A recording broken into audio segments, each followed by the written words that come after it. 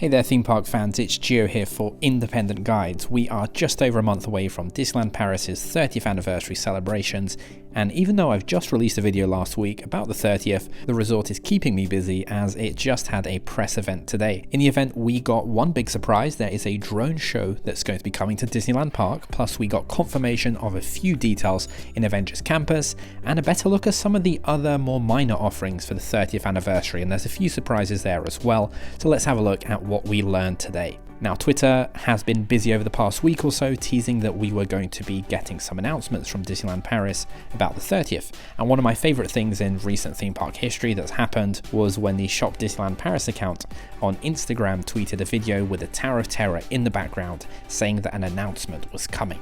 And Twitter went crazy talking about how the Tower of Terror was going to be rethemed to a Marvel ride and what a travesty it was going to be. And then the news dropped that actually none of that was happening, and Disney was actually teasing a new partnership with a phone case provider. So the Tower of Terror apparently was to promote how the case is drop resistant. Not gonna lie, it had me cackling, and this is why you don't tease a partnership that's gonna be mundane.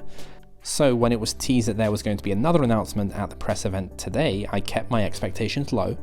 And the big announcement that's come out today is the Disney nighttime show. Disney Illumination is staying, as they'd previously confirmed, but there's going to be a new pre-show with around 200 drones. And this will be the first time that Disney uses drones at any of its theme parks. There has been a drone show previously at Disney Springs a few years ago, but for the actual theme parks, this is a brand new thing. And it looks like the drones are going to be used for the 30th anniversary Mickey head logo at the end of the pre-show before the actual Disney Illumination show begins. It's a cool idea.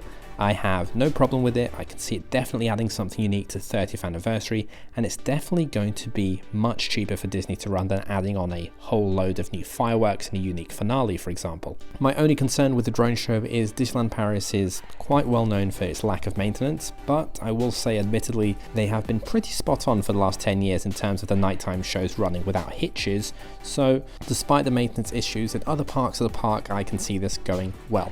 I look forward to seeing this. Disney is calling this new drone pre-show Disney De-Lite, and I think we can all realistically expect more drones in the future as part of Disney's nighttime spectaculars.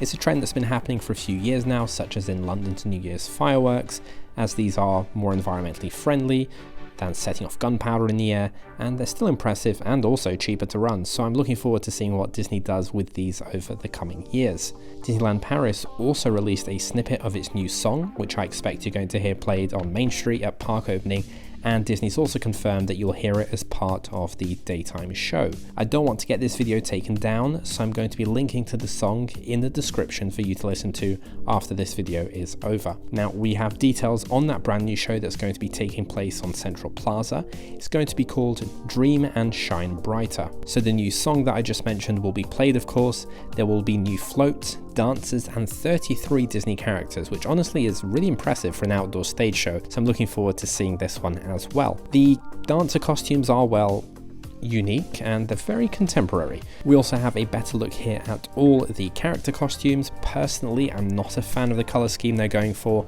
I think they're really gaudy, I think they're tacky, but let me know what you think. It reminds me a lot of the iridescence color scheme that Walt Disney World is using this year for the 50th anniversary, but let me know your thoughts on the costumes in the comments. Another piece of news that I wasn't expecting is called Gardens of Wonder, and this is going to be the series of plants and metal sculptures. I think they're cool. It's going to be one of those minor additions that's going to be cool for a few photos, and it's reported that there's going to be 10 gardens with these sculptures in them. I'm not sure if they actually mean 10 gardens or if they mean 10 sculptures, so we'll see. And as well as the sculptures, the plants near them will be sprayed with a black light coating as well, so you'll see kind of a different effect in the evenings. Speaking of costumes, Stella McCartney has given Minnie a new costume that she'll be wearing at Walt Disney Studios Park, so if you are the kind of person who loves collecting all the characters in their different costumes, this is one more to add to your list. And look at Minnie getting a luxury fashion costume to wear here. As far as Avengers Campus is concerned, we have some new visuals with all of the Avengers in them, including of course Spider-Man on top of his new web slingers attraction, and on the left we can see the rethemed rock and roller coaster as the Iron Man roller coaster. We still don't have confirmation as to whether we'll be getting the Spider-Man animatronic that they had in California, so that will be a case of waiting and seeing. As far as Iron Man is concerned, right there in the middle we get a better look at the new ride vehicle. A few years ago we had this image that was leaked, but it looks like the theming for the coaster will end up being a bit different, as we can see from the new high quality image here that was released today. We also have confirmation that there will be a meet and greet location at Avengers Campus. This is called Training Center.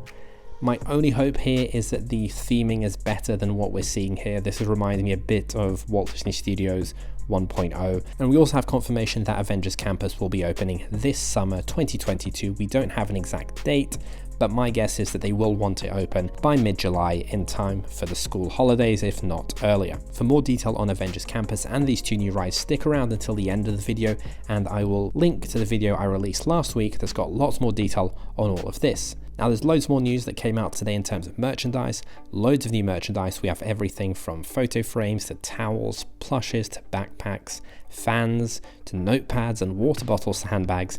Again, it's very reminiscent of what Walt Disney World has done for its 50th, with different collections, with different color schemes and different price points for different visitors. So Disney is really going all out on the merchandise this year.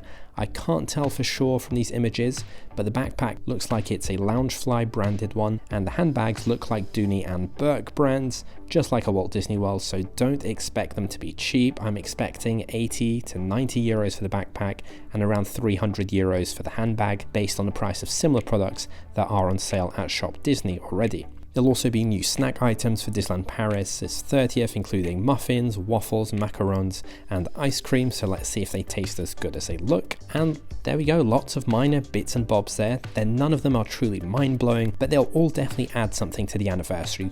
We're not getting a whole new parade, we're not getting a new nighttime spectacular, but I think there's enough here that is going to justify a visit for people that have been in the last few years, especially with Avengers Campus opening up this summer. Before you go, a quick reminder that I've released my updated guidebook to Disneyland Paris for 2022, so if you're visiting, check it out in the description, and in just a few seconds you'll also see my Disneyland Paris video from last week, where I go through around 15 changes to the resort, including lots I've not covered in this video, so check that out as well. If you have enjoyed this video, please leave me a like, as it really helps support the channel, and let me know what you're most looking forward to out of all these announcements in the comments. If you're a theme park fan, you want to know more about the latest updates to Disney and Universal theme parks around the world, subscribe to the channel to stay up to date. I'm working on a video now of the construction progress on the new Zootopia land, which is coming to Shanghai, and a Frozen land coming to Hong Kong, as well as the updates at Walt Disney World and the other parks, so look out for that update video if you're subscribed. I'm Gio for Independent Guides, thanks so much for watching, and I'll see you in the next video.